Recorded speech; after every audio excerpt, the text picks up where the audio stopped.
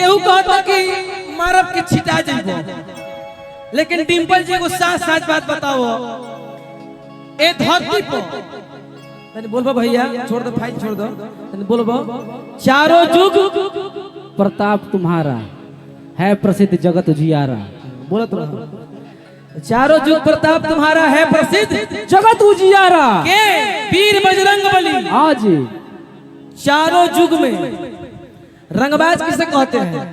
रंगबाज उसे कहते हैं जो अपने रंगों को प्रदर्शित करे। सही कहल बया। ये नहीं कि राइफल ले ले बढ़ा मार दे मार दे मार दे यूरिया जाएगा। सात समंदर पर जाके बजरंग बली ने लंका को दहन कर दिया। सबसे पहला रंगबाज लोग क्या होता कि छाने छाने बदले। अरे तोहरो मिजाज उड़न बाज रजऊ धोखेबाज। ए डिम्पल हम उड़ जाई, राजा उड़ी हैं, हमार पंख लागल बा, लेकिन असली उड़े वाला के रहे? बजरंग बली। जय श्री राम। एक बार से बोलो वीर बजरंग बली की।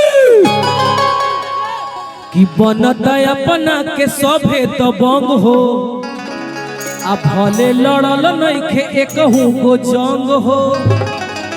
त जे लंका जरावल उजाबाज कौन हो? कौन हो? अरे कौन हरे? कौन हरे? अपना गाड़ी के पीछे लिखवल बनी का रे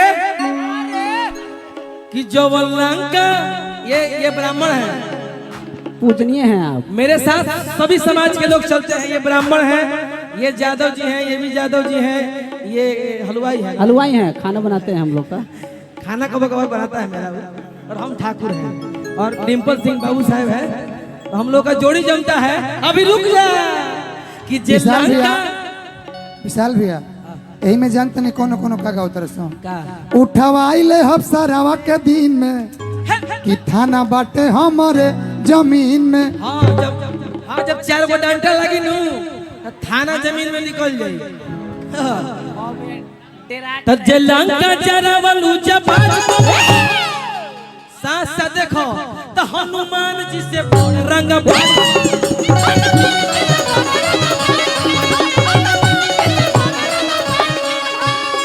बनता अपना के सभे तो बंग हो, भले लड़ल नइखे एकहू को जंग हो। बनता अपना के सभे तो बंग हो, भले लड़ल नइखे एकहू को जंग हो। बनता अपना के सभे तो बंग हो, भले लड़ल नइखे। बनता अपना के सभे तो बंग हो, भले लड़ल नइखे एकहू को जंग हो। त जे लंका जरावल उजाबाज जय श्री राम। जब हमने के दशहरा में रामलीला होला आ केहू राम बनेला त राम जी तीर निकालन रावण के मारे खातिर डिम्पल।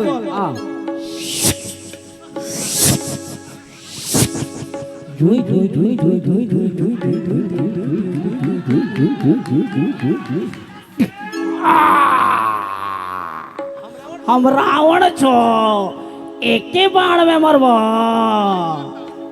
कहता कि हम रावण हई, एके बार में मर जाई। राम जी कहता कि ना ला जुई जुई जुई जुई जुई जुई जुई जुई जुई जुई।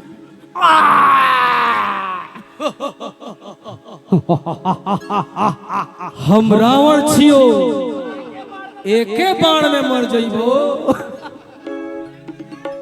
फिर विभीषण जी कहले कि ना राम जी एकरा ढोढ़ी में मारी। ढोढ़ी में नाभि में वही जे सब बा, ओई जे हमारी बा, ओई जे राम जी अपन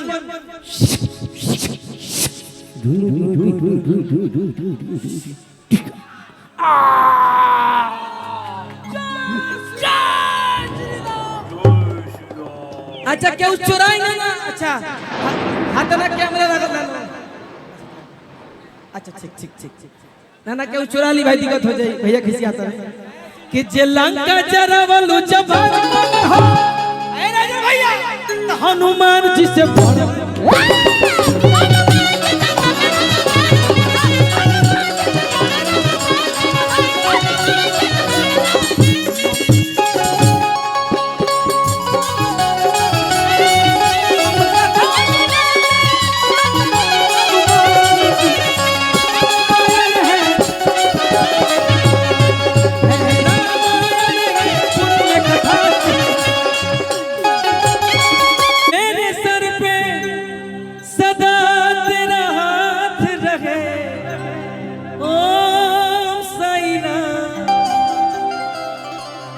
भगवान डिम्पल के खुश रखी हो हम ये कहब अपना साईं महाराज से ये बेनती करो आ कि साईं बाबा तू हमेशा मेरे साईं बाबा तू हमेशा मेरे साथ रहे, साईं बाबा तू हमेशा मेरे साथ रहे।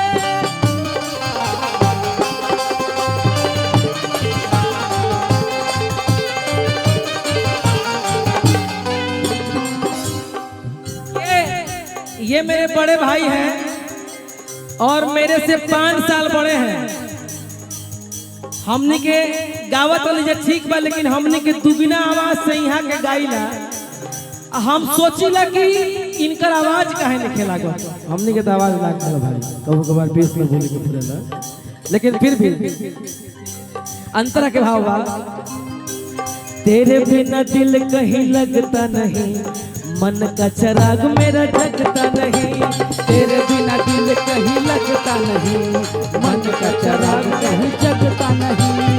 तेरे बिना दिल कहीं लगता नहीं, मन का चिराग मेरा जगता नहीं। तेरे बिना दिल कहीं लगता नहीं, मन का चिराग कहीं लगता नहीं।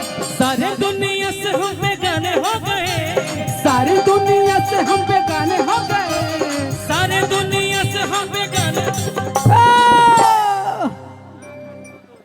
मर्दवा मिजाज में रहे के बा शांति रह जाला। सारी दुनिया से हम बेगाने हो गए। ऐ जा मत बाबा नीचे मत बुलाओ, नीचे मत है जे तू ऐसे कर द। सारी दुनिया से हम बेगाने हो गए, अरे कि साईं तेरे नाम के दीवाने हो गए, साईं तेरे नाम के दीवाने हो गए, साईं तेरे नाम के दीवाने हो गए।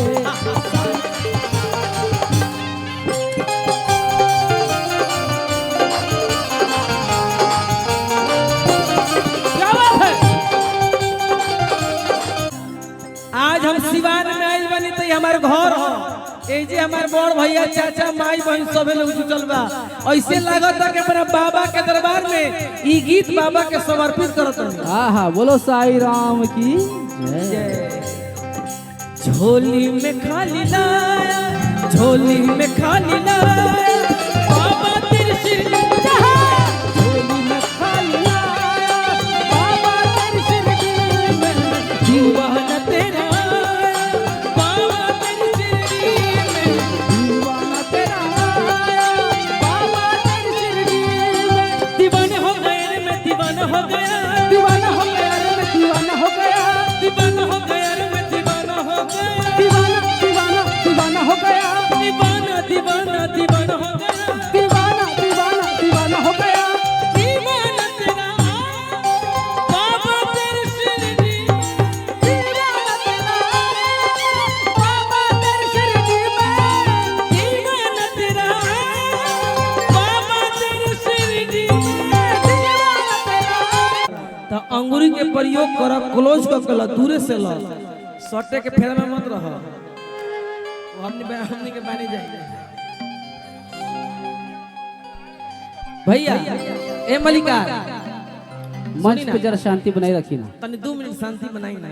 ए मलिका 2 मिनट हम बड़ा शांति के गाने में ना गाइला, हम चल जाई। हाँ गौ नहीं है दीवाना तेरा बाबा तेरी शिरडी में, दीवाना तेरा बाबा तेरी शिरडी नजराना दिल कलाया रे बाबा।